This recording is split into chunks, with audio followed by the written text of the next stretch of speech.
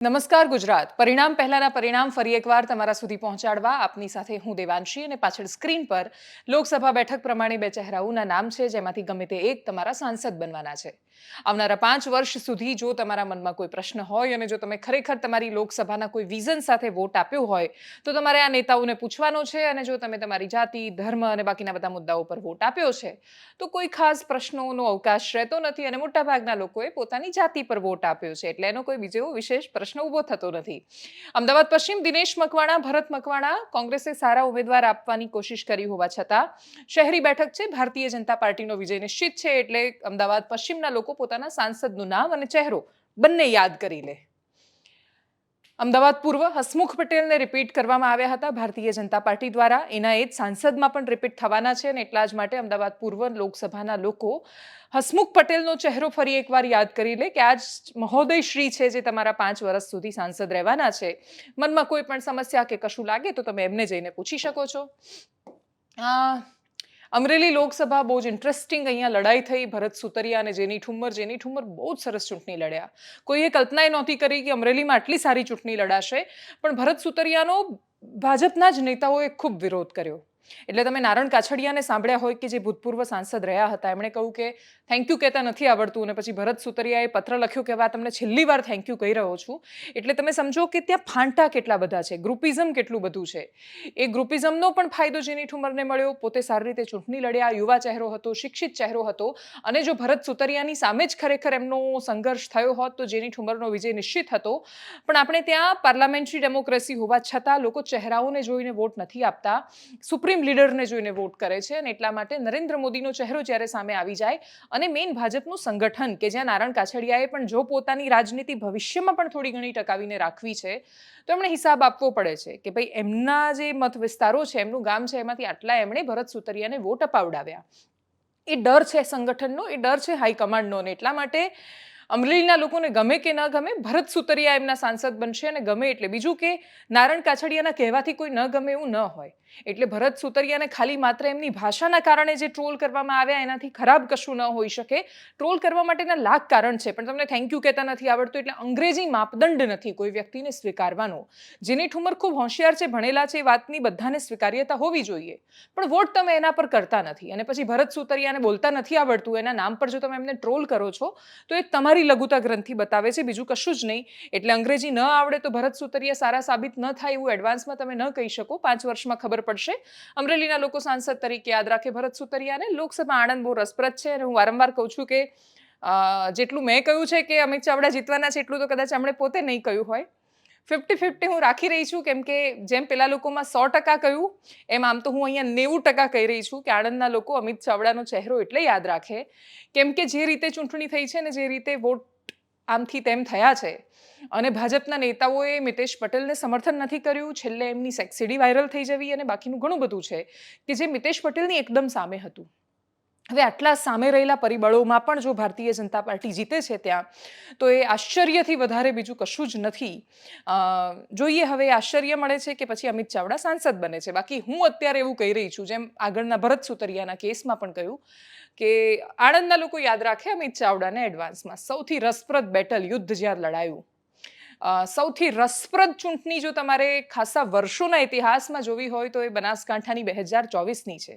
એક તો બે બહેનો સામસામે હતી, અને ખાલી બે બહેનો સામસામે હોત તો ગેનીબેન ઠાકોરનું જીતવું નિશ્ચિત હતું, પણ ગેનીબેન ઠાકોરની સામે અનેક પરિબળો હતા.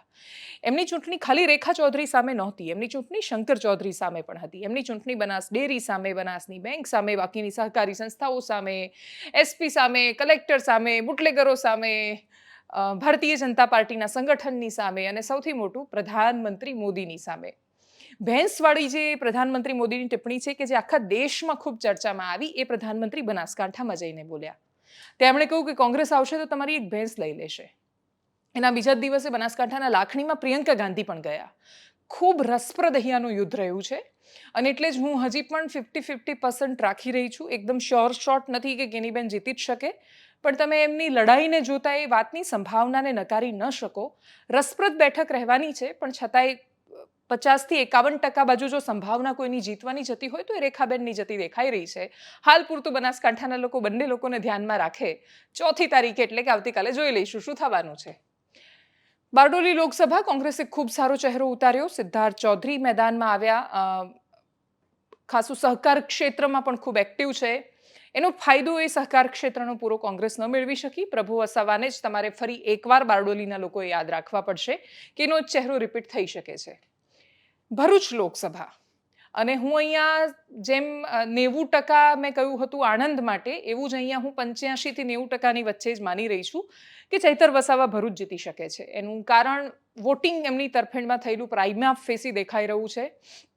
ડેડિયાપાડાની આજુબાજુનો વિસ્તાર આદિવાસી બાહુલ ક્ષેત્રમાં ખૂબ વધારે વોટિંગ થયું છે. ચૈતર વસાવાનો દાવો છે કે 90-10નો રેશિયો છે, કે 90% એમની ફેવરમાં ને ખાલી 10% મનસુખ વસાવાની ફેવરમાં. હું એવું નથી માની રહી. 90-10નો તો રેશિયો ન હોય, પણ જો એ 70-30નો રેશિયો હોય તો પણ ચૈતર વસાવાને ખાસો ફાયદો થઈ શકે છે, કેમ કે મનસુખ વસાવાની જીતનો અત્યાર સુધીનો મુખ્ય આધાર રહેલો છે આદિવાસી વોટ. એક સાથે એમને મળ્યા છે. બહુ વિશેષ વોટ એ નથી કાપી શક્યા, અને એની સામે બાકીના અપક્ષો અને બાકીના બધા પક્ષો ખાસા બધા વોટ લઈ જતા હતા. આ ચૂંટણીમાં સીધો મુકાબલો હતો, ભલે બાકીના લોકો ઊભા હતા તોય. બીજું, એમઆઈએમે પોતાના ઉમેદવાર આ વખતે ભરૂચમાં નહોતા ઊભા રાખ્યા. હવે મુસ્લિમોએ વોટ કર્યા છે કે નહીં એના પર ચૈતર વસાવાની જીતનો આધાર છે. ચૈતર વસાવા જીતશે તો આદિવાસી વોટની સાથે એમને ભરૂચ અંકલેશ્વરની આજુબાજુ જે ખાસું ઓછું મતદાન થયું છે, પણ એ કોણે કર્યું છે મતદાન એ આપણને હજી સુધી ખબર નથી. અને એટલા માટે હું માની રહી છું કે એવું ધારી લઈએ કે જો મુસ્લિમોએ વોટ કર્યા છે ચૈતર વસાવાની ફેવરમાં, કેમ કે મુસલમાન મનસુખ વસાવાને વોટ કરે એનો કોઈ તર્ક બનતો નથી. એટલે બે રસ્તા છે, કાં તો એ વોટ જ ન કરે, અને એ વોટ નથી કરતા તો ચૈતર વસાવાને નુકસાન છે. એ જો વોટ કરે છે તો એ ચૈતર વસાવાને ફાયદો છે. અને એ સંજોગોમાં જોતા મનસુખ વસાવાનો ચહેરો તો યાદ જ છે. ચૈતર વસાવાનો ચહેરો યાદ કરાવવાની બહુ જરૂર નથી. એટલે જો બધી જ ગણતરીઓ એમની સાચી પડે છે તો બીજી સીટ જો કોઈ હોઈ શકે સંભાવનામાં તો એ ચૈતર વસાવાની હોઈ શકે. 3 તો હું તમને 50-50 વાળી ગણાવી ચૂકી છું. ભાવનગરમાં ભલે આમ આદમી પાર્ટીઓ દાવો કરે કે બહુ મહેનત કરી છે, ઉમેશ મકવાણાની કે એટલી બધી મહેનત ભાવનગરમાં દેખાઈ નથી. નીમુબેન બાંભણિયા, ચહેરાઓની જ્યારે વાત કરીએ તો ભાવનગરના જેટલા પ્રબુદ્ધ લોકો છે એમનો એ પ્રશ્ન હતો આ ચૂંટણીમાં. ભાવનગરના યુવરાજે પણ એ પ્રશ્ન પૂછ્યો હતો કે ભાઈ, જયવીર રાજસિંહ ગોહિલ છે એમણે, કે ભાવનગરને એવા તો સાંસદ મળવા જોઈએ કે જેમની પાસે 5 વર્ષનું વિઝન હોય કે ક્યાં લઈ જવા માંગે છે આ શહેરને. એક એવું રાજ્ય કે જેનો ઇતિહાસ એટલો ભવ્ય છે, જેના સુશાસનની એટલી બધી વાતો છે. એટલે ખાસ તો એવા 2-3 રાજ્યો, એટલે જામનગર, ગોંડલ, ભાવનગર, આ બધા સ્ટેટ એવા હતા કે અંગ્રેજોના સમયમાં એ ખાસા વિકસિત હતા. તો લોકશાહી આવ્યા પછી ત્યાં ડાઉનફોલ શું કામ આવે? ઉપર કેમ ન જાય એ રાજ્યો? ભાવનગર પાસે તો સંભાવનાઓનું ભરેલું એ લોકસભા ક્ષેત્ર છે. અલંગથી માંડીને દરિયા કિનારો સૌથી વધારે ભાવનગરને મળેલો છે. અને છતાંય જો ભાવનગર વિકાસથી વંચિત હોય, તેના છોકરાઓએ સરકારી પરીક્ષાઓ માટે ચોરીઓ કરવી પડતી હોય, તેના વેપારીઓ જીએસટી ચોરીમાં પકડાતા હોય, અને કરપ્શનથી ખદબદતું એક લોકસભા ક્ષેત્ર બની જાય, તો એવું નથી કે ખાલી ત્યાં છે, પણ ચર્ચામાં ખાસું આવ્યું છે અને ત્યાંના લોકોએ પ્રશ્ન કર્યા છે.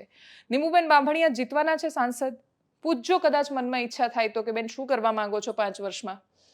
છોટાઉદેપુર લોકસભા જસુભાઈ રાઠવા જીતી શકે છે. સુખરામ રાઠવા સારો ચહેરો છે, ખૂબ મજબૂત નેતા છે, પણ છતાંય છોટાઉદેપુર તો જસુભાઈ જીતશે. બીજું, એ લોકસભા છોટાઉદેપુરનું તમે જ્યારે જોશો એની અંદર વિધાનસભાઓ કઈ કઈ આવે છે, તો વડોદરાનો ગ્રામ્ય વિસ્તાર પણ એની અંદર આવે છે, હાલોલ પણ એની અંદર આવે છે. એટલે ખાસું કમ્બાઈન એનું એ રીતે કોમ્બિનેશન બનેલું છે કે ભારતીય જનતા પાર્ટીને જે ફાયદામાં જાય.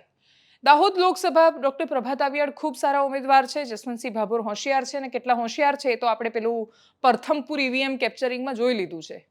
એટલે એકમાત્ર બૂથ એવું હતું કે જ્યાંથી લાઈવ થયું હતું, બાકી બીજા બૂથમાં આવું નહીં થયું હોય એની કોઈ ગેરંટી નથી. અને એટલે બધા સમીકરણોને જોતા, શામ દામ દંડ ભેદ, આ તો યુદ્ધ જ છે, આ ક્યાં ચૂંટણી છે એમના માટે, એ જોતા જસવંતસિંહ ભાભોર ફરી એકવાર સાંસદ બની શકે છે. ગાંધીનગર લોકસભામાં તો કશું કહેવા જેવું નથી. ત્યાં તો તમે દેશના ખૂબ અતિશય મજબૂત નેતાને મોટાભાગે લોકો વોટ કરે છે. એટલે સોનલબેન કેટલા વોટ બચાવી શકે છે અથવા ગેપ કેટલી ઓછી કરી શકે છે એના પર સવાલ છે. નવસારી અને ગાંધીનગર બે એવી લોકસભાની બેઠકો છે કે જે દેશમાં હાઈએસ્ટ લીડ આવે તો એ નવાઈ પામવા જેવું નથી. જામનગર લોકસભા, પૂનમબેન માડમ ને જેપી મારવિયા, ભારતીય જનતા પાર્ટીના મોટા ભાગના નેતાઓએ બેનને હરાવવાની પૂરી કોશિશ કરી હતી. પૂરેપૂરો તખ્તો ગોઠવાઈ ગયો હતો. આ તખ્તો જે પલટાયો છે એ છેલ્લા થોડા દિવસમાં પલટાયો છે, અને ખૂબ મોટા માથાઓના જામનગરમાં ઉતરીને પછી એ તખ્તો પલટાયો છે. એટલે એ જોતા પૂનમબેન માડમ પાતળી સરસાઈથી ઓછી લીડથી તો ઓછી લીડથી પણ જામનગરમાં જીતી જશે એવું લાગી રહ્યું છે. જેપી મારવિયા માટે ખોડલધામે ખૂબ મહેનત કરી. એ સિવાય ઘણા બધા લોકો હતા કે જેમણે પ્રયત્નો કર્યા. પાટીદાર રાજપૂતનું કોમ્બિનેશન થતું જોવા મળ્યું. પણ છતાંય અમુક ગામડાઓને બાદ કરી દઈએ તો ક્ષત્રિયો સાયલેન્ટ રહ્યા મોટા ભાગે એવું લાગી રહ્યું છે. હું જ્યાં રિપોર્ટિંગમાં ગઈ હતી વસઈ ગામ, મોટી વસઈ ને બધા, એ લોકો સખત એન્ટી રહ્યા છે એવું લાગી રહ્યું છે. એમણે વોટિંગ કદાચ પૂનમબેનની સામે જ કર્યું હશે એ લોકોની સાથે જે મેં વાત કરી હતી એ જોતા. પણ એની સિવાયના જે ગામ હતા એ ગામડાઓ છેલ્લે મેનેજ થઈ ગયા એવું લાગ્યું છે. જુનાગઢ લોકસભા રાજેશ ચુડાસમા અને હીરાભાઈ જોટવા વચ્ચે પણ સારી એવી લડાઈ થઈ, સંઘર્ષ ખાસો એવો થયો. હું રાજેશભાઈ ચુડાસમાને ચૂંટણી દરમિયાન મળી પણ હતી, જુનાગઢમાં પણ મળી હતી. શહેરના લોકોની પાસે સમસ્યાઓ તો અઢળક છે કહેવા માટે. આજે તમે જુનાગઢના કોઈ પણ નાગરિકની સામે ઊભા રહી જાઓ એ લાંબી યાદી આપશે, પણ જ્યારે વોટ આપવાની વાત આવે છે ત્યારે નરેન્દ્ર મોદીના ચહેરાને જુએ છે. જાતિનું ફેક્ટર પણ ખૂબ મેટર કરે છે. કોળી સમાજ ખૂબ સંગઠિત અને એક છે. એ પોતાના નેતાને એકલો નથી પડવા દેતો, કોઈ પણ સંજોગોમાં નથી પડવા દેતો. અને એટલા જ માટે કોળી સમાજ આજે ગુજરાતની રાજનીતિમાં સૌથી પાવરફુલ સમાજ હોય તો એ કોળી સમાજ છે. પાટીદાર કરતાં એ પાવરફુલ છે. પાટીદારોને ભારતીય જનતા પાર્ટી સમર્થન આપીને એમને ચહેરાઓ બનાવી રાખે છે. બાકી સામાજિક દ્રષ્ટિએ કોઈની પણ પાસે જબરદસ્ત પાવર હોય તો એ કોળી સમાજની પાસે છે. એ મોટાભાગે સત્તાની સાથે રહે છે.